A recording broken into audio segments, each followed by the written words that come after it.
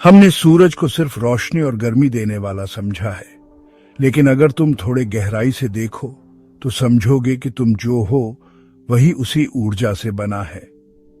मनुष्य का शरीर कोई पृथ्वी की ही मिट्टी नहीं है, उसमें सूर्य की किरणें गूंथी हुई हैं। जब बच्चा मां के गर्भ में होता है तो मां के माध्यम से सूर्य की ऊर्जा उस तक पहुंचती है।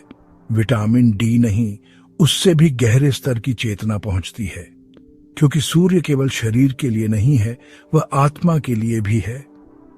तुमने देखा होगा, जब धूप में बैठते हो कुछ भीतर हल्का सा खिलता है, जैसे कोई पुराना दीपक फिर से जल उठा हो। वो कौन सी चीज है जो भीतर जल रही है?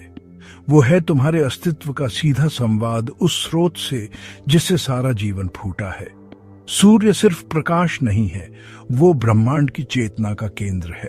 और मैं कहता हूं, तुम्हारा शरीर एक एंटीना है, वो उस ऊर्जा को पकड़ता है जिसे तुम सूर्य मानते हो। अगर तुम ध्यान में बैठो और धूप में बैठो तो पाओगे कि शरीर जैसे पिघलने लगा, जैसे कुछ भीतर प्रवेश कर रहा हो।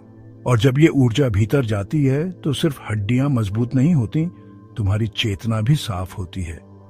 तुम्हारी आंखों में एक नई चमक आती है, तुम्हारी सोच से धुंध छंटने लगती है। योग कहता है, सूर्य नमस्कार कोई कसरत नहीं है, वो एक संवाद है। तुम झुकते हो उस ऊर्जा के सामने क्योंकि वो तुम्हारे भीतर की ज्योति से जुड़ी है।